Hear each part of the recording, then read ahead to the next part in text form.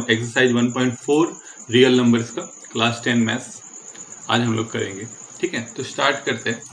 तो exercise start करने से पहले कुछ बेसिक चीज़ें हैं उसमें जो आपको पता होनी चाहिए, जैसे कि उसमें कुछ क्या कहते हैं थ्योरम है एक 1.3, अगर आप देखें अपने बुक में थ्योरम 1.3 कहता है कि अगर कोई एक नंबर है, मान लीजिए n एक नंबर है जो है डिवाइड कर देता है p स्क्वायर को, तो implies that n divides p। ठीक है, ये थ्योरम कहता है कि अगर n p स्क्वायर को डिवाइड कर सकता है तो n p को भी डिवाइड कर सकता है। ठीक है, क्योंकि p स्क्वायर में क्या होगा कि p ही 2 बार रिपीट होगा। इसका एक एग्जांपल लेके हम समझ सकते हैं। इसका प्रूफ नहीं करना है, हमको प्रूफ नहीं आता है कभी भी, तो ये बस आपको याद रखना है। ठीक है, इसको हम एग्जांपल से समझते हैं। जैसे मान लीजिए कि 2 जो है वो 4 के स्क्वायर को डिवाइड कर सकता है। ठीक है, तो अगर हम लिखेंगे 2 4 को भी डिवाइड कर सकता है तो क्या गलत होगा? नहीं होगा, करता ही है ना। वैसे ही अगर हम देखें कि 3 जो है 9 को डिवाइड करता है, यानी 9 क्या है, 3 किसको डिवाइड करता है? 3 के स्क्वायर को। तो 3 को भी डिवाइड करता है, स्क्वायर हटा दे तो, है ना। तो आप कोई भी ऐसा नंबर लें तो किसी के भी स्क्वायर को अगर कोई नंबर डिवाइड कर रहा है तो वो उस नंबर को भी डिवाइड करेगा। ठीक है, तो एकदम सिंपल है। तो ये आपको समझ में आ गया होगा। अब जो है ये करने के बाद हम लोग एक्सरसाइज पे आएंगे। तो एक्सरसाइज में जो है जो क्वेश्चंस हैं उससे पहले जो उनके एग्जांपल्स हैं एक दो, वो एग्जांपल्स हम लोग कर लेते हैं। ठीक है,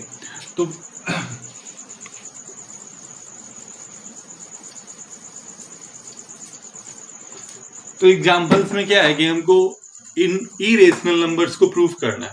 मतलब जैसे मान लीजिए कि इरेशनल नंबर्स जो हम लोग पढ़ रहे थे, तो √2 इरेशनल नंबर है, √3 इरेशनल नंबर है, √5 इरेशनल नंबर है। ठीक, 9th क्लास में हमने पढ़ा है कि किसी भी नंबर का रूट नहीं निकलता है परफेक्ट, वो क्या होता है? इरेशनल होता है ना। जैसे 25 का रूट होता है 5, 16 का रूट होता है 4, 9 का रूट होता है 3, लेकिन 7 का रूट होता है कुछ, 5 का कुछ रूट होता है नहीं, मतलब रूट होता है लेकिन वो डेसिमल्स में आते हैं। ऐसे डेसिमल्स होते हैं जो डेसिमल्स ना कभी टर्मिनेट होते हैं ना कभी रिपीट होते हैं, है ना। और ये किस कैटेगरी में आते हैं? इरेशनल नंबर्स की कैटेगरी में आते हैं, है ना। हम लोग ये फर्स्ट वीडियो जब इंट्रोडक्शन किए थे इस चैप्टर का, तभी हम लोगों ने पढ़ा था कि ऐसे डेसिमल्स जो ना कभी टर्मिनेट होंगे ना ही रिपीट होंगे, ऐसे डेसिमल्स किस में आते हैं? इरेशनल नंबर्स में। और जो भी रूट वाला वैल्यू होगा जिसका परफेक्ट रूट नहीं निकलता है, उनके डेसिमल्स ऐसे ही होते हैं। वो डेसिमल्स ना कभी रिपीट होते हैं ना ही कभी टर्मिनेट होते हैं। ठीक है, तो हमको वो इरेशनल होते हैं, लेकिन उनको प्रूफ करना है कि वो इरेशनल नंबर है। ठीक है, तो उसको प्रूफ करने के लिए जो है हम कॉन्ट्राडिक्शन मेथड का यूज करते हैं। ठीक है, जैसे कि एक क्वेश्चन जैसे मान लीजिए कि प्रूव दैट √2 इज इरेशनल। ठीक है, आपको प्रूफ करना है कि √2 इरेशनल है। ठीक है, तो इस क्वेश्चन को हम कैसे प्रूफ करेंगे? कॉन्ट्राडिक्शन के मेथड से प्रूफ करेंगे। मतलब कॉन्ट्राडिक्शन यानी ऐसा मेथड जिसमें कि हमको जो प्रूफ करना है उसका अपोजिट मान लेते हैं हम लोग। ठीक है, जो हमको प्रूफ करना है, जैसे कि हमको प्रूफ करना है कि √2 इरेशनल है, तो हम क्या मान लेंगे कि √2 रेशनल है और फिर अपने आप को गलत साबित कर देंगे।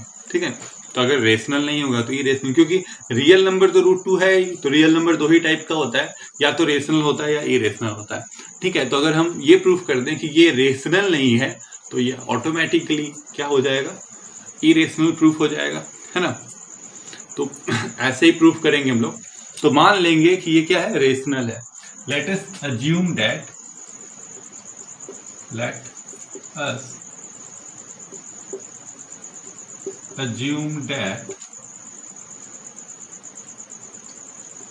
√2 इज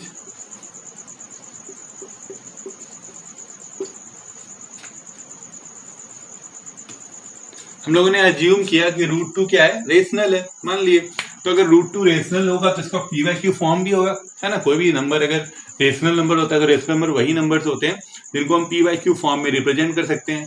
पी और क्यू वहाँ इंटीजर्स होते हैं और क्यू जीरो नहीं होता है ना। तो वैसे हम रिप्रेजेंट करना पड़ेगा हमको इसको।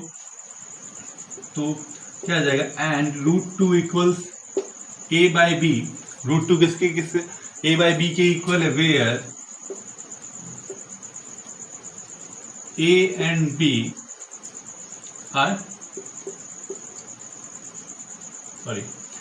and B are co-prime integers and B not equals to 0। हम लोगों ने ये लिया कि रूट टू रेशनल है और वैसे ही रूट टू को ले लिया A बाई बी के फॉर्म में, मतलब P बाई क्यू के फॉर्म में। तो वहां पे ए और बी को प्राइम इंटीजर्स लिए हम लोगों ने, ठीक है। मतलब रेशनल नंबर को सिंपलेस्ट फॉर्म में कन्वर्ट कर दिया। को प्राइम का मीनिंग समझने के लिए हम एक एग्जांपल ले लेते हैं यहाँ पे। जैसे मान लीजिए कि कोई नंबर है 10/15, है ना। ये इसको हमको कटाना होगा, जैसे 10/15। तो अगर इन दोनों को हम देखें तो 10 और 15 का अगर आप एचसीएफ निकालना चाहे तो निकलता है क्या, एचसीएफ 5 निकलता है। तो उसी 5 से अगर हम इसको कटा देते हैं तो 5 2 से 10 और 5 3 से 15, तो क्या आ जाता है 2/3। अब ये दोनों क्या कट सकते हैं, मतलब अब और सिंपल फॉर्म में कन्वर्ट हो सकते हैं। तो नहीं, 2 और 3 का एचसीएफ तो 1 आता है। तो ऐसे नंबर्स जिनका एचसीएफ 1 होता है उनको हम को प्राइम नंबर्स बोलते हैं। मतलब रूट टू को जो हम ए बाई बी लिए उसमें वो क्या है, सिंपलेस्ट फॉर्म में हम उसको माने, ठीक है। मतलब ए और बी का कोई कॉमन फैक्टर नहीं है, सिर्फ 1 है कॉमन फैक्टर। को प्राइम का मतलब यही होता है कि सिर्फ उसका क्या फैक्टर है, कॉमन फैक्टर 1 है, उसके अलावा कोई दूसरा कॉमन फैक्टर नहीं है ए और बी का, ठीक है। तो अब हम आगे बढ़ते हैं हम लोग। तो यहां से अगर हम इसको root two is equal to A by B लिए तो इम्प्लाइज दैट बी इधर आएगा तो क्या होगा, root two b is equal to a. यही होगा, root two b is equal to A. Square कर दीजिए दोनों तरफ, स्क्वायरिंग बोथ साइड्स। दोनों तरफ अगर हम स्क्वायर कर दे तो हमारे पास आ जाता है 2b² is equal to A square. 2b² is equal to A square, है ना। तो यहां से क्या आता है, यहां से आ जाएगा b² is equal to a²/2। b² का वैल्यू क्या आया यहां से, a²/2 आया। और b है कि तो b एक इंटीजर है, मानिए हम लोग यहाँ पे b क्या है, को प्राइम इंटीजर है। तो ये फ्रैक्शन में रह सकता है क्या, नहीं, इसका वैल्यू भी कोई एक इंटीजर होगा। यानी कि a² को क्या डिवाइड कर रहा है, 2 डिवाइड कर सकता है a² को। यहां से हमारे पास क्या आया, इसको आप ले लीजिए इक्वेशन 1, इसको लिए ऊपर वाले को, ठीक है। ये जो है इससे अगर आप इसको 2 ले सकते हैं, फ्रॉम 2 हमारे पास क्या आएगा इक्वेशन 2 से कि 2 डिवाइड्स a²। 2 a² को डिवाइड कर सकता है क्योंकि b क्या है, इंटीजर है। a²/2 तो फ्रैक्शन है ना, इसका कोई वैल्यू आएगा वो ना b के इक्वल होगा, b² के इक्वल होगा। तो इसलिए 2 डिवाइड कर सकता है a² को। इम्प्लाइज दैट अभी हमने पढ़ा कि 2 किसको डिवाइड करेगा, तब a को भी डिवाइड करेगा, है ना। 2 अगर a² को डिवाइड कर सकता है तो 2a को भी डिवाइड कर सकता है। अभी जस्ट 1.3 थ्योरम में आप यहाँ लिख सकते हैं, फ्रॉम थ्योरम 1.3, है ना। ये आया तो इसका मतलब a के पास a has a factor of 2, ठीक है। a has 2 as is factors, ठीक है। a के पास 2 उसका फैक्टर के रूप में है, ठीक है। या 2 is the factor of a, simply हम लिख सकते हैं। Therefore 2 is the factor of a। 2a का फैक्टर है तो implies that a is equal to 2 into कोई और इंटीजर होगा ना। अगर कोई नंबर का कोई दूसरा नंबर फैक्टर है, जैसे इसके लिए भी इस चीज को भी समझने के लिए आप कोई और ले लीजिए एक और एग्जाम्पल। मान लीजिए एक नंबर है 6 का फैक्टर है क्या, 2 तो फैक्टर है ना। 2 इज द फैक्टर ऑफ 6 हम कह सकते हैं। तो हम 6 को लिख सकते हैं कैसे, 2 इंटू 3 लिख सकते हैं ना, क्योंकि 2 फैक्टर है 6 का तो 2 इंटू 3 करके उसको लिख सकते हैं। वैसे यहाँ पे 2 फैक्टर है a का तो हम इसको 2 इंटू c लिख सकते हैं। c कोई और इंटीजर इन दोनों को मल्टीप्लाई करने पे a आएगा, है ना। वैसे यहाँ पे जैसे 6 में 3 इंटीजर है जिसको 2 से मल्टीप्लाई करने पे 6 आ रहा है, वैसे ही C एक ऐसा इंटीजर हो गया जिसको 2 से मल्टीप्लाई करने पे A आ रहा है। वेयर यहाँ पे लिख लेंगे C is non zero integer. ठीक है, C एक नॉन जीरो इंटीजर है। तो ये अब आपका हो गया इक्वेशन 3। इक्वेशन 3 को 1 में पुट कर दीजिए। पुटिंग 3 इन 1। अगर हम 3 को 1 में पुट करें तो देखिए क्या होता है। इस 3 को 1 में मतलब एक ही जगह पे 2c रखना है, तो हमारे पास आ जाएगा 2b square is equal to 4c square. होगा ना, a स्क्वायर की जगह 2c रखे, 2c का होल स्क्वायर 4c स्क्वायर हो गया। अब इस 2 को उधर भेज दीजिए तो आपके पास आ जाएगा, सॉरी इस 4 को, इस 4 को इधर भेज दीजिए तो आपके पास आ जाएगा 2b square by 4 is equal to c square. Implies that ये कट जाएगा, c square is equal to b square by 4। अब देखिए यहाँ पे फिर कि हम c भी क्या है, एक नॉन जीरो इंटीजर है। जब c नॉन जीरो इंटीजर है तो b स्क्वायर बाय 2 होगा ना, यहाँ b स्क्वायर बाय 2 का भी कोई एक वैल्यू होगा, है ना। तो ये आपका इक्वेशन हो गया 4। इसको यहां अब आगे कर लेते हैं। फ्रॉम 4 हमको क्या मिलेगा? फ्रॉम 4 हमको मिलेगा कि 2 divides b square, 2b square को डिवाइड कर रहा है, ये नहीं मिल रहा है यहाँ से, क्योंकि c तो इंटीजर है, तो मतलब ये फ्रैक्शन नहीं है, ये भी एक इंटीजर होगा, तो इसका मतलब b स्क्वायर को 2 डिवाइड कर रहा है। तो इंप्लाइज दैट 2 किसको डिवाइड कर रहा है? 2 डिवाइड्स b, 2b को भी डिवाइड कर रहा है। थ्योरम 1.3 है ना। इसके बाद ये अगर आपके पास आ गया तो अभी हम जस्ट देखें कि 2 यहां से क्या आएगा, 2 is the factor of b। 2 factor है b का और 2 तो a का भी फैक्टर था। तो क्या आया, a and b has common factor 2। a और b दोनों के पास एक कॉमन फैक्टर है, क्या 2 है उसका, उन दोनों का कॉमन फैक्टर। पर हम लोगों ने यहाँ पे क्या लिया था, अज्यूम किया था कि a और b क्या है, कोप्राइम है। मतलब कि यहाँ पे जो है हमारा अजम्पशन ही क्या हुआ, गलत साबित हो गया। मतलब इट कॉन्ट्राडिक्ट्स द फैक्ट। इसके बाद इतना होने के बाद जो है हम यहाँ लिखेंगे it contradicts the fact that A and B are coprime. इसने क्या कॉन्ट्राडिक्शन किया, यहां से कॉन्ट्राडिक्ट हो गया A और B, जबकि कॉमन फैक्टर्स क्या आ गए 2, तो वहां से हमको क्या मिल गया कि A और B का कॉमन फैक्टर आ गया 2, और हमने अज्यूम किया था कि A और B कोप्राइम है, तो ये कॉन्ट्राडिक्ट कर दिया। मतलब इसने इस फैक्ट को गलत साबित कर दिया कि A और B तो कोप्राइम है। ठीक है, तो यहां से ये फैक्ट गलत साबित हो गया। तो इससे क्या मतलब हुआ, यहां से ये फैक्ट गलत होने का कारण क्या है, कारण है हमारा रॉन्ग एजम्पशन, है ना। तो यहां लिखेंगे this happened because of our wrong assumption that √2 is rational. हम लोग यही लिखेंगे, this happened because of our wrong assumption that √2 is rational, so we can conclude that √2 is irrational. समझ में आ रहा है बात? यहाँ पे हम लोग लिख देंगे कि √2 जो है वो रेशनल हम लोगों ने माना, इसलिए यहाँ पे ये कॉन्ट्राडिक्शन खड़ा हुआ। ठीक है, ये कॉन्ट्राडिक्शन जो सामने आया, इसका रीजन है कि हमने एजम्पशन ही गलत ले लिया कि √2 रेशनल है। तो यहाँ से हम कंक्लूड कर दिए कि √2 क्या है, इरेशनल, है ना।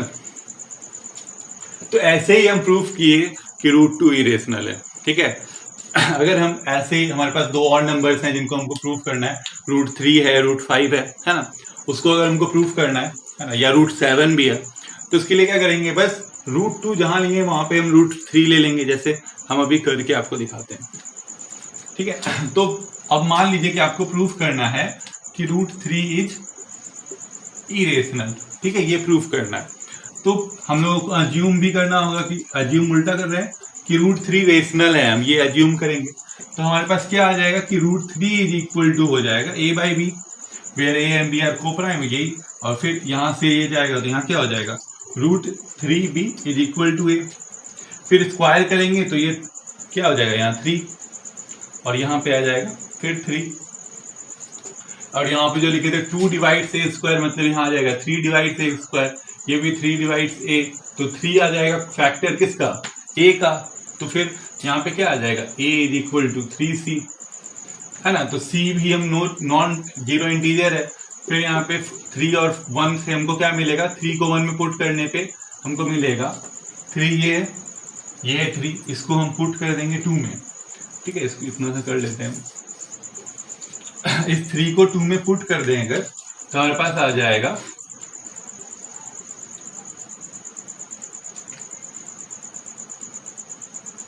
ठीक है, 3 को 1 में पुट कर रहे हैं, सॉरी, 3 को अगर 1 में पुट कर दे तो हमारे पास आ जाएगा 3b² is equal to 9c², यानी b² इज इक्वल टू हो जाएगा 9c², c² is equal to हो जाएगा 3/9, तो ये कट जाएगा, इंप्लाइज दैट आ जाएगा c² is equal to b²/3।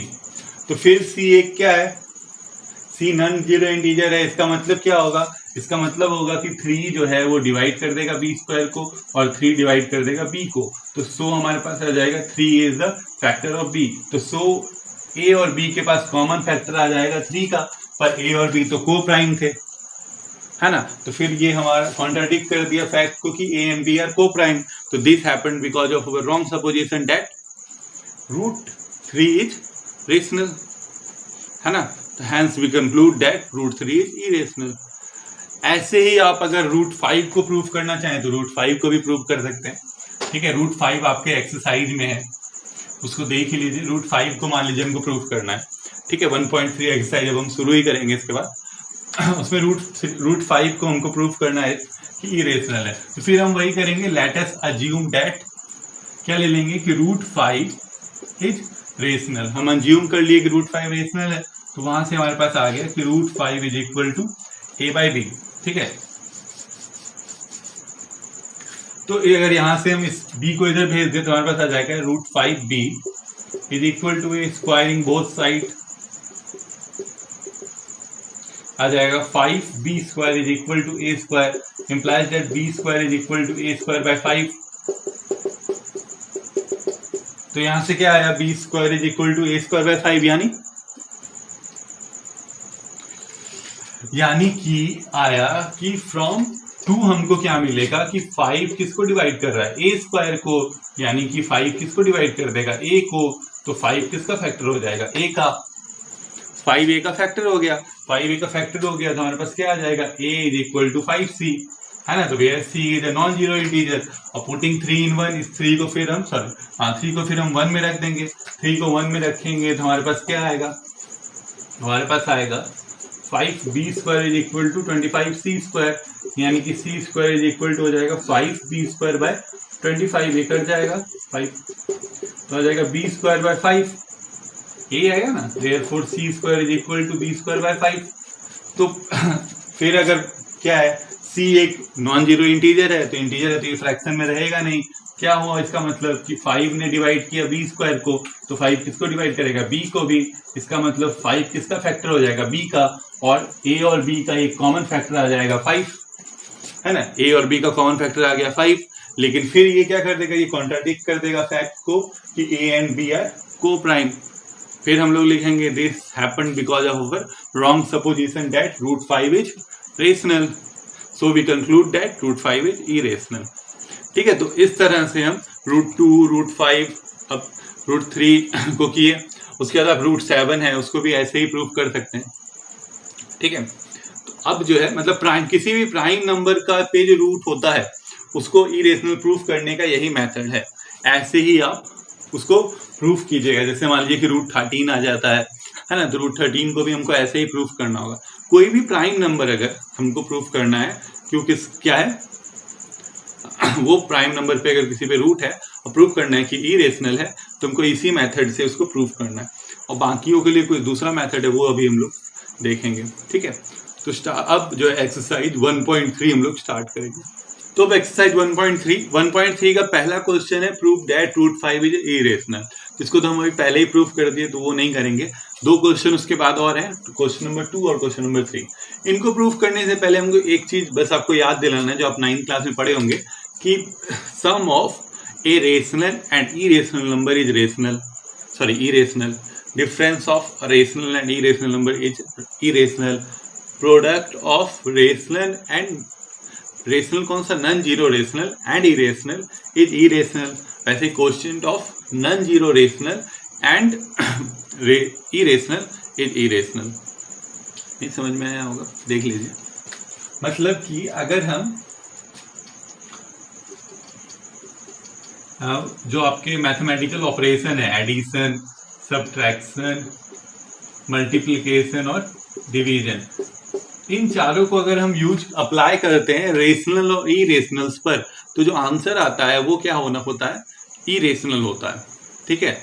ये होता है, मतलब जैसे कि 6 मान लीजिए, जैसे मान लीजिए कि 6 एक रेशनल नंबर है, ठीक है, उसमें कोई इरेशनल नंबर हम ऐड कर दिए रूट 5, तो ये पूरा नंबर भी क्या हो गया, इरेशनल हो गया।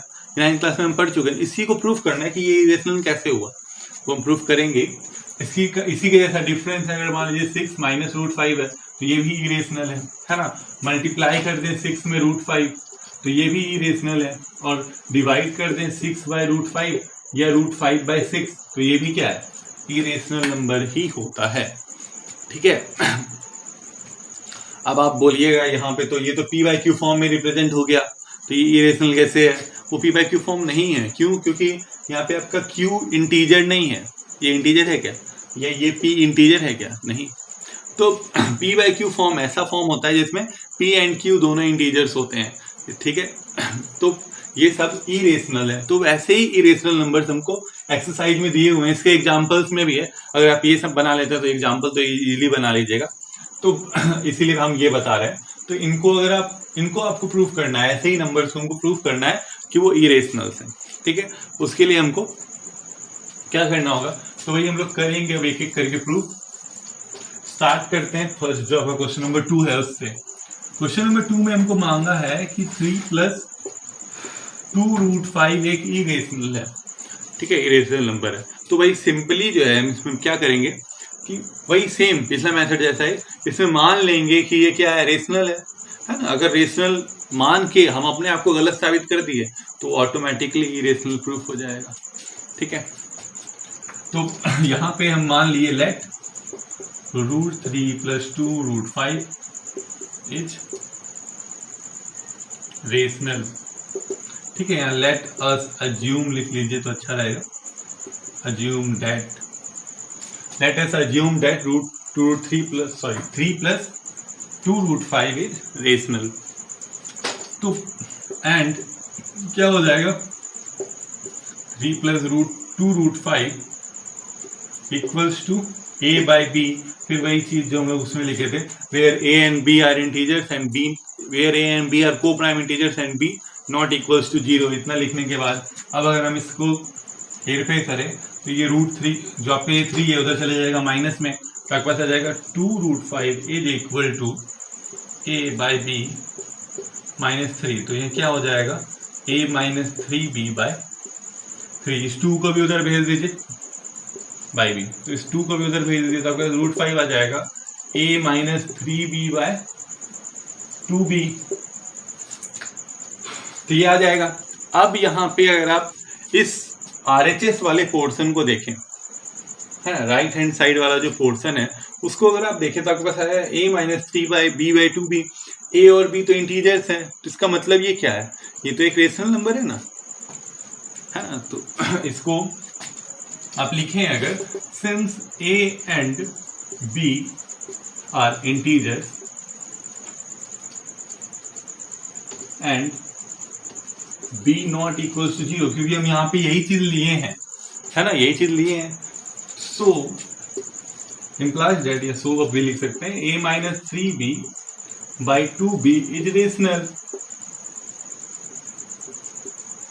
ये तो रेशनल हो गया, ये रेशनल हुआ तो implies that √5 इज रेशनल, है ना। इससे तो यही साबित हुआ ना, अगर ये रेशनल है तो रेशनल नंबर के इक्वल होगा। ये रेशनल तो ये भी रेशनल, ये रेशनल तो √5 भी रेशनल। बट आ गया यहाँ पे, but it contradicts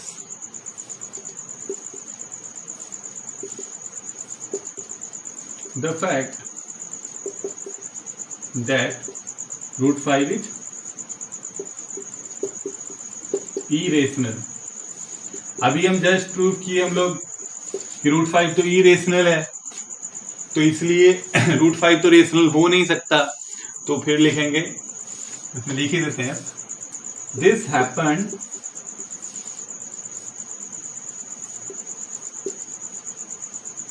because of our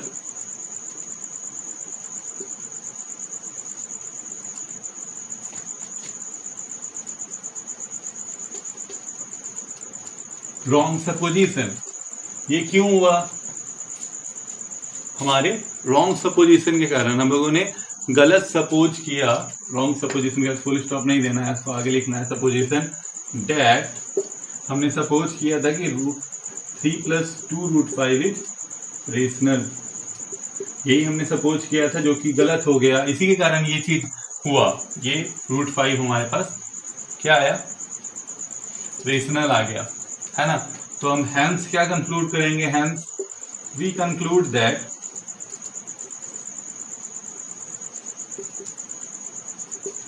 (3 + 2√5 is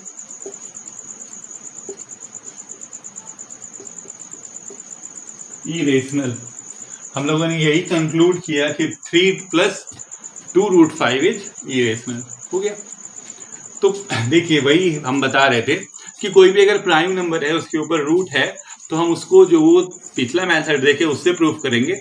उसके अलावा अगर कोई दूसरा नंबर है, जैसे मान लीजिए कि आपके पास √10 है, ठीक है, √10 है, हमको प्रूव करना है √10 क्या है, इरेशनल है। ये प्रूव करना है तो √10 को हम क्या लिख सकते हैं, √5 × √2, है ना। जब हम इसको इक्वेट करेंगे a बाय b के, तो ये भी इक्वेट हो जाएगा a बाय b के।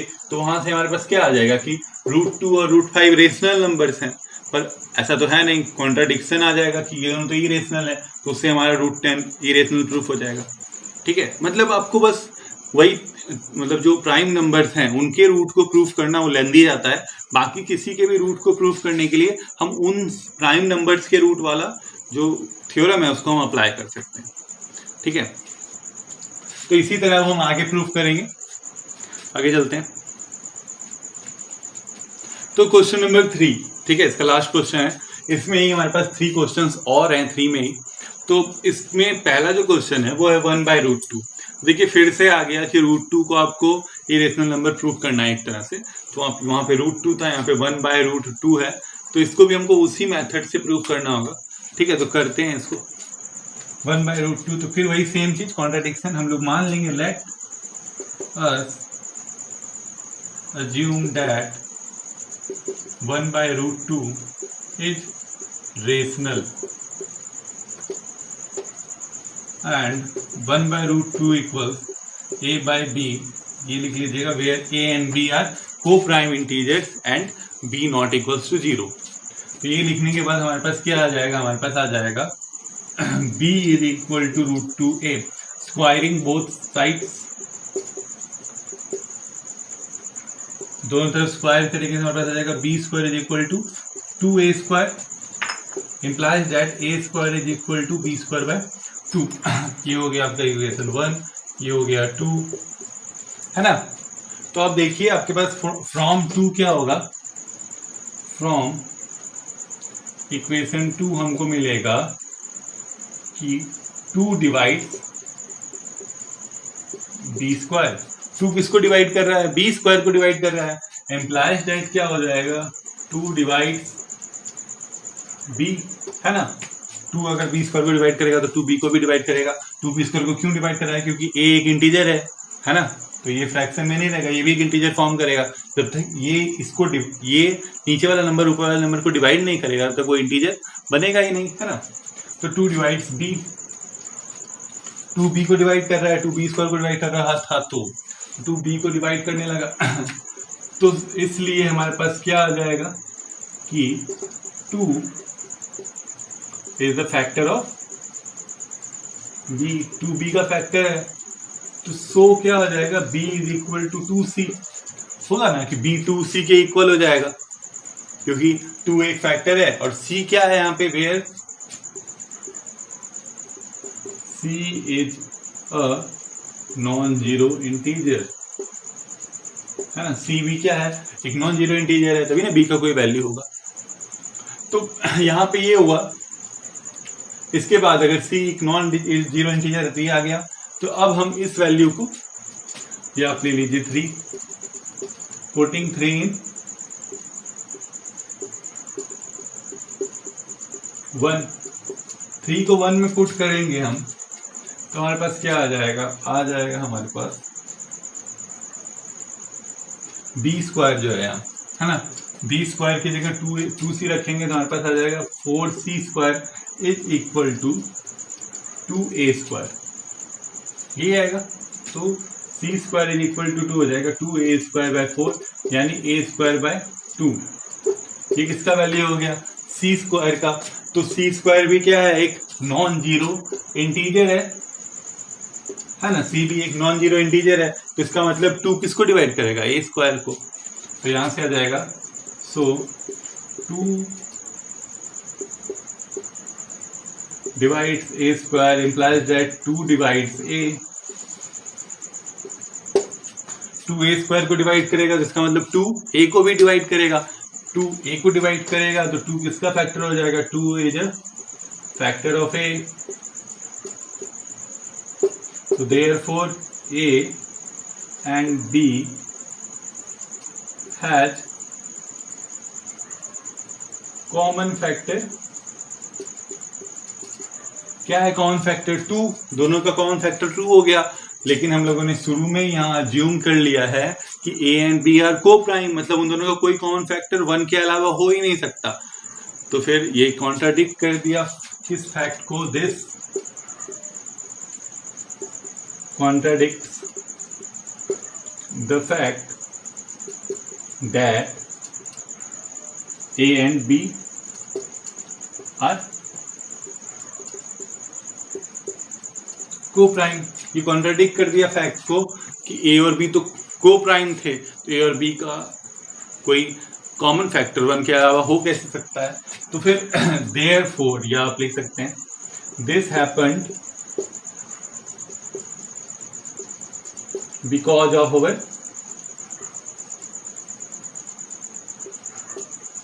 रॉन्ग एजम्पशन, ठीक है, या सपोजिशन दैट, हमने क्या एज्यूम किया था कि 1/2 इज रेशनल, यही ना एज्यूम किया था या सपोज किया था। तो सबसे नीचे लास्ट में लिख देंगे, hence we conclude that 1/2 is irrational. बिल्कुल वैसे ही हुआ, ठीक है। बस उसमें हमारे पास पहले जो है आ रहा था किसके बारे में, मतलब हम लोग a को लिए थे वहां पे 2c, यहाँ पे b को 2c लिए, क्योंकि बस उसका उल्टा है ना, वहां पे 2 था, √2 था, यहाँ 1/2 है ना। तो ये हो गया। अब हमारे पास 2 क्वेश्चंस और हैं, ठीक है, उसको अब हम कर लेते हैं जल्दी जल्दी।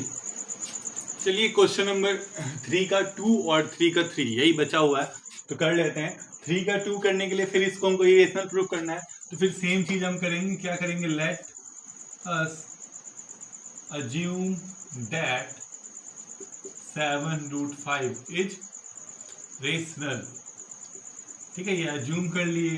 तो हमारे पास क्या आ जाएगा, सो 7√5 इज इक्वल टू a/b, फिर वही सेम चीज है, where a and b are coprime integers and b not equals to 0, तो इम्प्लाइज दैट हो जाएगा b इधर, या अब 7 को उधर भेज देते हैं, तो आपके पास आ जाएगा √5 इज इक्वल टू a/7b, ये आता है। तो फिर क्या आ जाता है, सिंस लिखेंगे, since a and B are integers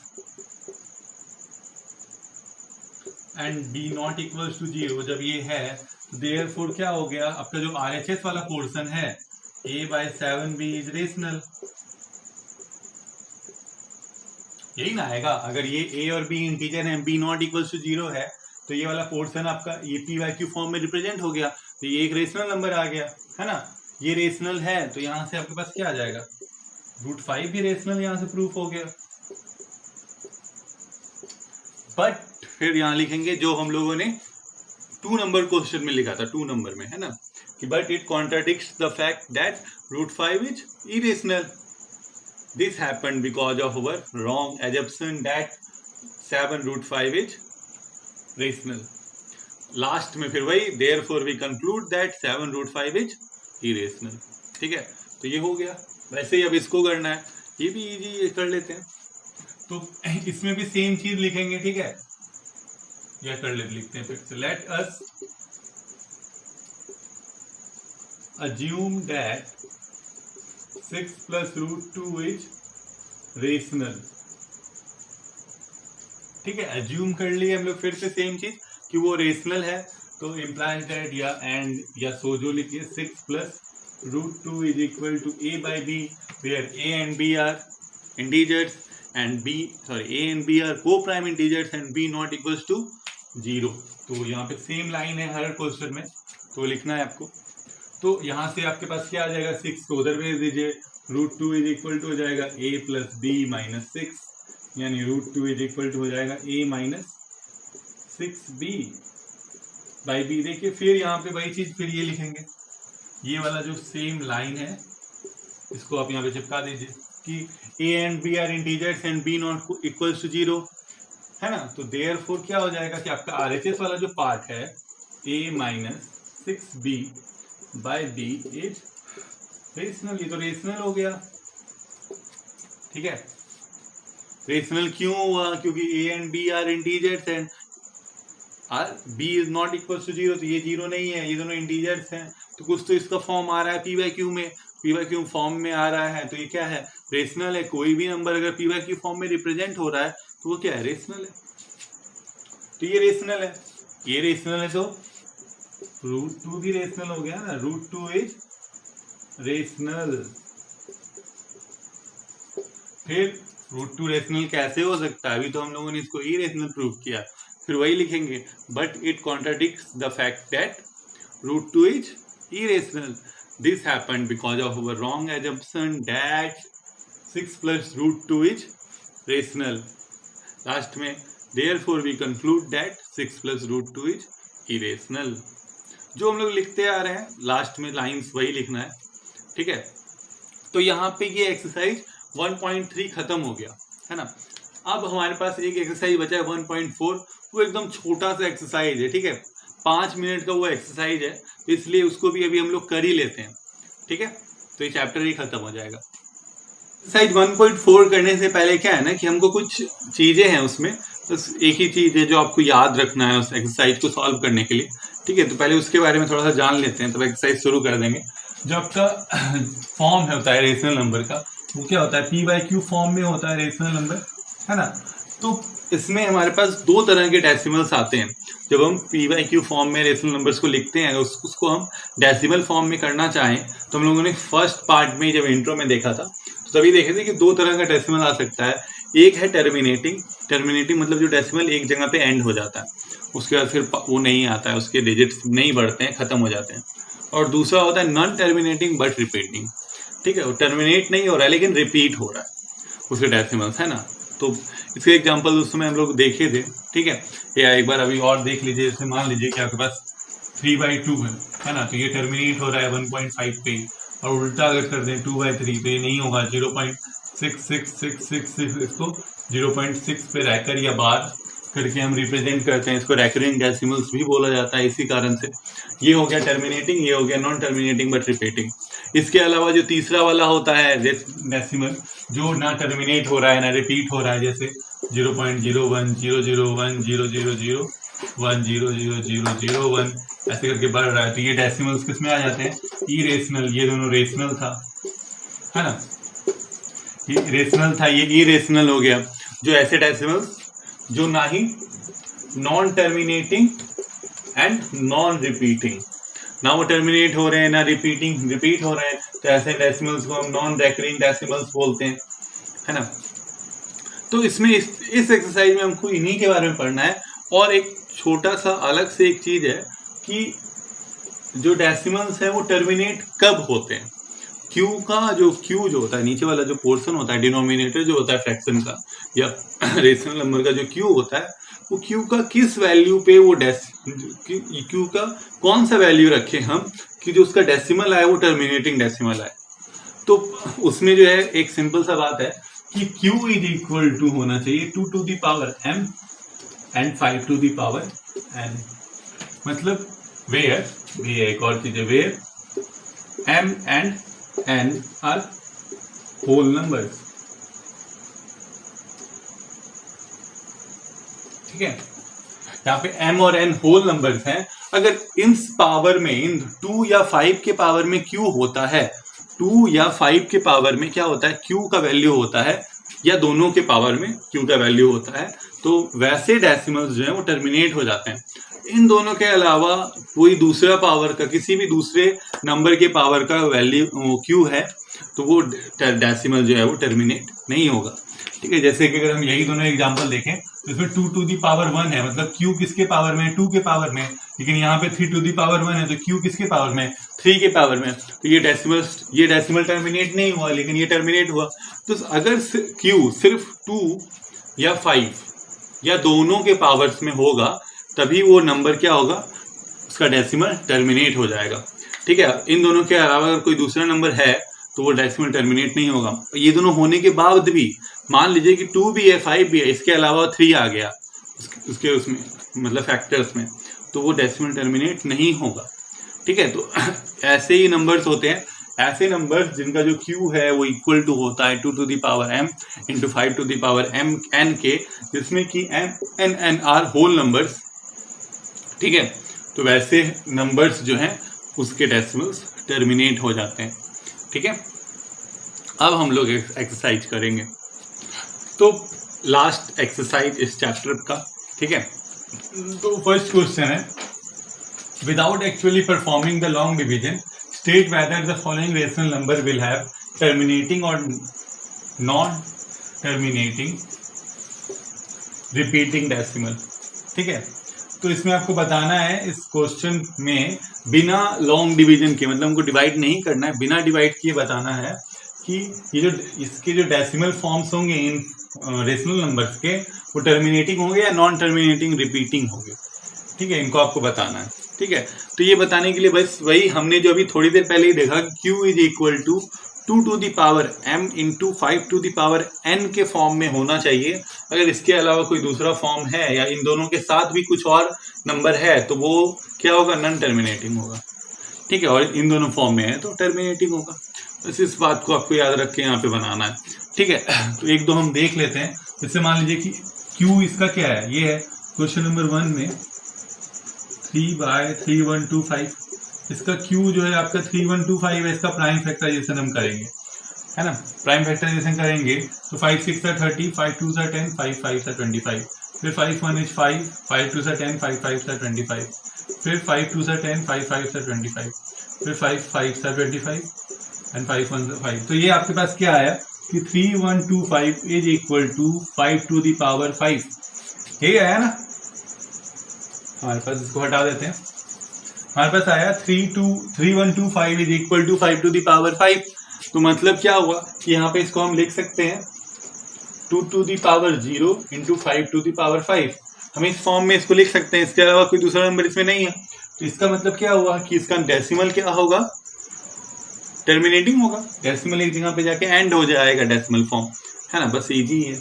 इसके बाद हम दूसरा वाला जो क्वेश्चन है हमारे पास 17/8 अगर देखें तो इसका 8 को अगर हम लिखे तो इसको प्राइम फैक्टराइजेशन तो करना ही नहीं है, 2 power 3 लिख सकते हैं, है ना। 2 to the power 3 यानी इसको लिख सकते हैं 2 to the power 3 into 5 to the power 0। तो फिर इस फॉर्म में ये रिप्रेजेंट हो गया Q अगर इस फॉर्म में रिप्रेजेंट हो रहा है तो इसका मतलब वो क्या हुआ, टर्मिनेटिंग डेसिमल है ना। अब तीसरा नंबर देख लेते हैं क्वेश्चन नंबर 3। क्वेश्चन नंबर 3 में है हमारे पास 64/445। तो 445 का प्राइम फैक्टराइजेशन कर लीजिए।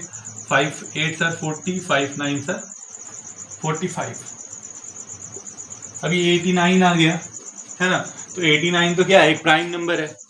तो इसका मतलब आप इसको अगर आप लिखें 445 is equal to 5 to the power 5 into 889 to the power 1 हो गया। अब लेकिन 2 to the power 0, 5 to the power 1 into 89 to the power 1 आ जाएगा।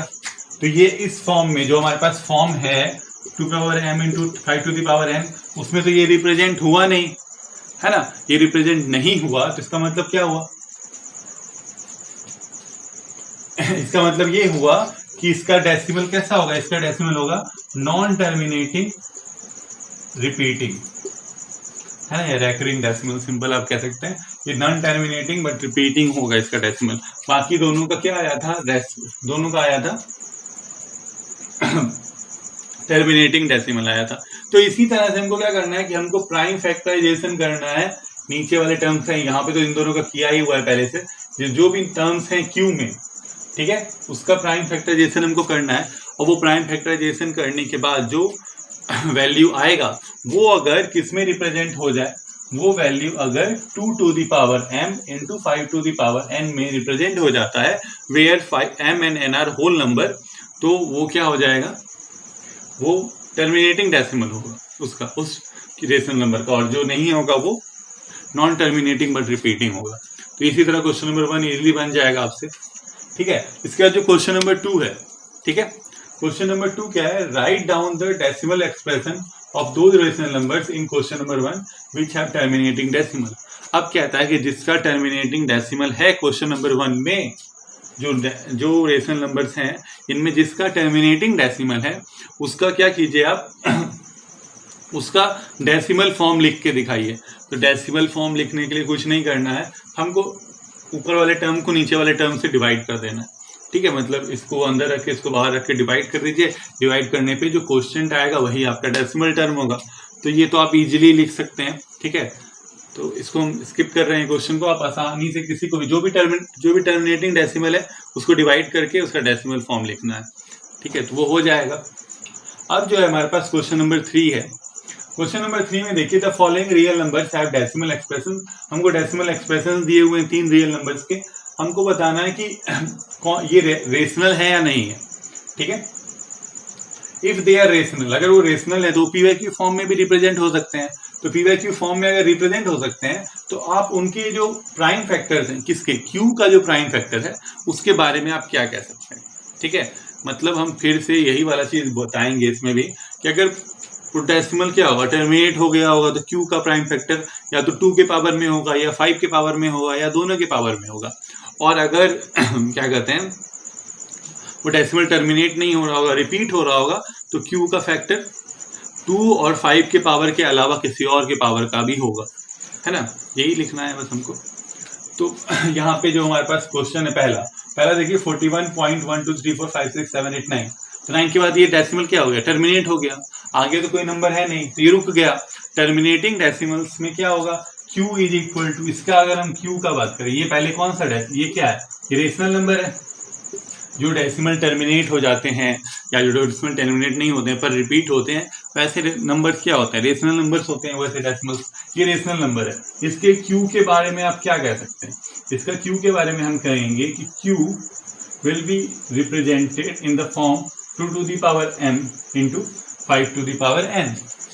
इसके q के बारे में हम ये कह सकते हैं, है ना। अब ये नंबर देखिए, तो ये नंबर देखने से आपको पता लग रहा होगा कि इरेशनल है, क्योंकि यहाँ पे देखिए पहले 1 2 0 है, फिर 1 2 00 है, फिर 1 2 000 है, फिर 1 2 40 है, फिर ऐसे ही बढ़ रहा है। तो ना ये डेसिमल्स खत्म हो रहे हैं, मतलब ना टर्मिनेट हो रहे हैं ना ही रिपीट हो रहे हैं। तो ये कौन सा नंबर है, ये तो इरेशनल है, तो इसके बारे में तो कुछ कहना ही नहीं है। इसका ये पी बाई क्यू फॉर्म में रिप्रेजेंट ही नहीं होगा, तो इसके क्यू के बारे में क्या कह सकते हैं, कुछ नहीं। अब ये वाला देखिए, इसके ऊपर ये रैकर वाला सिंबल है ना, मतलब आपका कह रहा है कि 43.123456789 ये पूरा रैकर हो रहा है, ठीक है। ये डेसिमल यहाँ से मतलब क्या हो रहा है कि 9 के बाद फिर 1 2 3 4 5 6 7 8 9 आ रहा है, फिर 1 2 3 4 5 6 7 8 9 आ रहा है, और ये होते जा रहा है, ये रिपीट हो रहा है उतना बड़ा डिजिट्स, ठीक है, डेसिमल के बाद। तो रिपीट हो रहे हैं, तो ऐसे डेसिमल्स जो रिपीट होते हैं, है ना, टर्मिनेट नहीं होते पर रिपीट होते हैं, वो भी किस में आते हैं, वो रेशनल नंबर में आते हैं। तो ये भी क्या हो गया, ये भी हमारा एक रेशनल नंबर है। अब इसके क्यू के बारे में आप क्या कह सकते हैं, इसके क्यू के बारे में हम कहेंगे कि the Q of this rational number is not is नहीं, can not be represented in 2 to the power m into 5 to the power n form where m and n are whole numbers, ठीक है। तो क्योंकि यहाँ पे पहले वाले में टर्मिनेट हो गया, तो हम लिखेंगे the Q of this rational number can be represented in 2 to the power m into 5 to the power n form where m and n are whole numbers। और यहाँ पे ये क्योंकि क्या हुआ, टर्मिनेट नहीं हुआ बल्कि रिपीट होते जा रहा है, तो यहाँ पे लिखेंगे Q can not be represented, ठीक है, can not be represented in 2 to the power m into 5 to the power n form where m and n are whole numbers। तो ये एक्सरसाइज भी यहाँ पे खत्म हो गया हमारा, ठीक है। तो चैप्टर 1 जो है मैथ्स का आज फिनिश हो गया। साइंस के 3 चैप्टर्स और मैथ्स का 1 चैप्टर हम लोगों ने आज कर लिया है क्लास 10 का, ठीक है। आई होप आपको सब समझ में आ गया होगा। तो अब जो है हम लोग वो जो 3 चैप्टर और ये जो 1 चैप्टर की है, इसके इम्पॉर्टेंट क्वेश्चंस का एक वीडियो बनाएंगे, ठीक है। मतलब जो क्वेश्चंस हमारे पास बोर्ड एग्जाम्स में आए, ठीक है, उस क्वेश्चंस का वीडियो बनाएंगे अब आगे, ठीक है। Thank you.